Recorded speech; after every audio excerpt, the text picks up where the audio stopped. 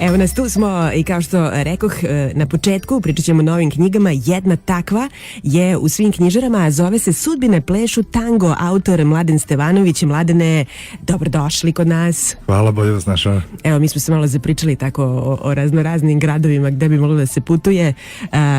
Nema mnogo veze, jel? Pa ima, junaci putuju do Rima. Da, to. Junaci putuju severnom Italijom, putuju do Rima u jednom trenutku. Tako da ima veze ovaj naš prethodni razgovor o gradovima Evrope. Jeste, ali zapravo knjiga se bavi životnim situacijama. Tako je. I vrlo bitnim, pa ćemo onako, Mladene, na samom početku čisto da uvedemo naše slušalce u priču. Bar malkice. Važi. Knjiga se bavi životom ljudi koji su rođeni recimo sredinom 70-ih, malo pre toga, malo posle toga.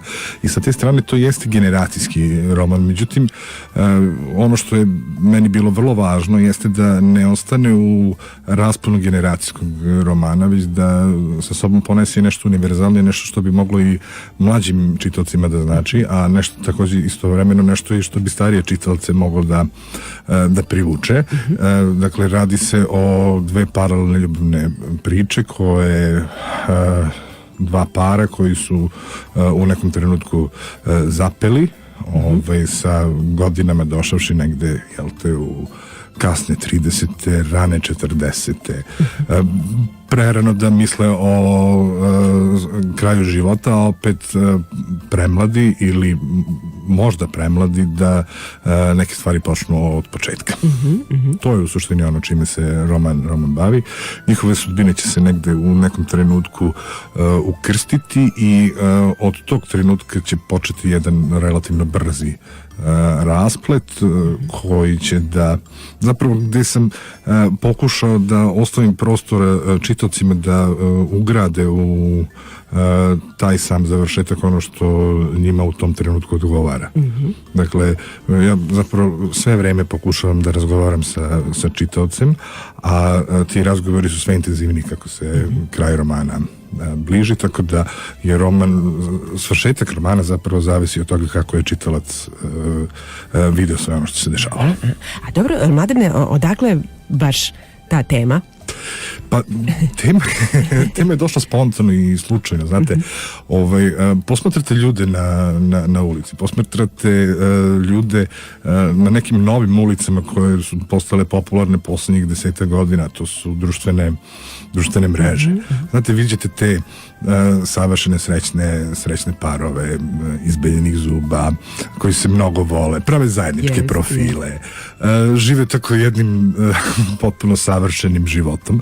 I onda u nekom trenutku, ako samo malo, ne treba sad tu nekog ozbiljnog istraživanja i presretanja ove situacije, ako načinite jedan presek, vidite da te stvari zapravo danas su postale imperativ, a da je istina negde daleko i duboko skrivena. Danas je imperativ da svi budemo nasmejani, da svi budemo apsolutno svakom trenutku srećni i fantastični i dobar deo ljudi koji danas radi i koji danas pokušava da opstane, zapravo mora da nosi jedan osmeh, jedan strašan lažni osmeh na licu svako doba. Dobro, ali na primjer kada naiđemo na šalter, a neko je lažno nasmejan, moram da priznam da mi to prija. U tim nekim situacijama, ne sad u ovima o kojima pričamo mnogo ozbiljnije. Naravno da prija. Videti nasmejanog čoveka je u svakom slučaju mnogo prijatnije nego kad vas, kako rekao ste, na nekom šalteru dočeka neko kome nije do života. Ali opet sa druge strane, to mi pada na pamet scene s filma Klopka, ako smem vrlo kratko. Tu u jednom trenutku glavni junak dolazi u banku da pozajmi novac kako bi spasao dete i tip koji ga tu dočekuje, neki službenik banke, se smeje i kaže, žao mi je, ja ne mogu da vam dam dobro zajem. Kaže, pa dobro, u redu, šta je tu smešno, brate, moram da se smeje. Dakle, ta karta stvarno ima dve strane, ali u pravu ste. Bitno je da posebno, jel te, u javnim službama, kada vas dočekuju, da vas dočekaju najmanje pristojno, sigurno, a ako je moguće sa osmihom, to je onda zaista je to čist bonus. Jest. Mladen Stevanović je naš gost. Sudbine plešu tango je knjiga koju možete nabaviti u svim knjižarama. Možete već danas.